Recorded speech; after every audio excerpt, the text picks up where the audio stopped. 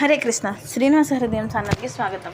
ద్వాదశ జ్యోతిర్లింగాల్లో ఈరోజు కాశీ విశ్వేశ్వరుడు గురించి తెలుసుకుందాం. తొలి కాశీ పట్టణ నిర్మాత అయిన వైశ్రవణుడు పార్వతీ పరమేశ్వరుల వలన లంకా నగరమును పొందాడు.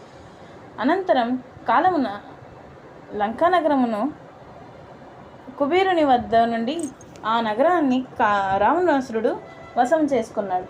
కుబేరుని తన నివాసమున కొరకు పట్టణము లేకపోవటం చేత దాని నిమిత్తమై శివుని గురించి తపస్సు ప్రారంభించాడు.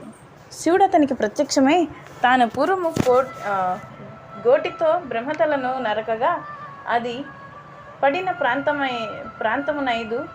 ప్రాంతములో 5 క్రోశల ప్రాంతము చూపి, కుబేర, ఇచ్చటనే కాశీ అను పేర పట్టణము నిర్మించుకొని తపస్సు చేయుట ప్రారంభించు అని అదృశ్యమయ్యాడు. కుబేరుని మొదటి పేరు వైశ్రవణుడు.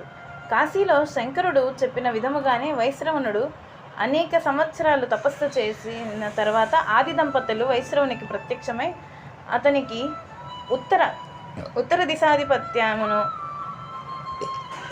ఎలకా నగరమును ఇచ్చి కుబేరుడను నామము కూడా ఇచ్చారు. అంత కుబేరుడు, పార్వతీ పరమేశ్వరులారా, మీరిచ్చటనే ఉండి అన్నపూర్ణ విశ్వేశ్వరులుగా వెలసి భక్తుల అభిష్టములను తీరుస్తూ ఉండవలసిందిగా కోరాడు. వారు దానికి సరే అని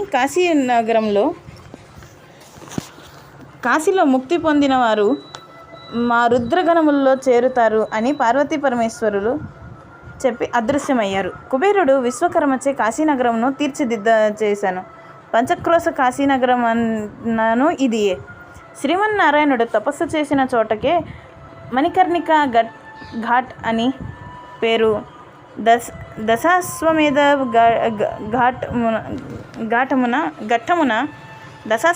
ఘట్టమున విధాత యజ్ఞయాగాదులు వచ్చిన చోటు.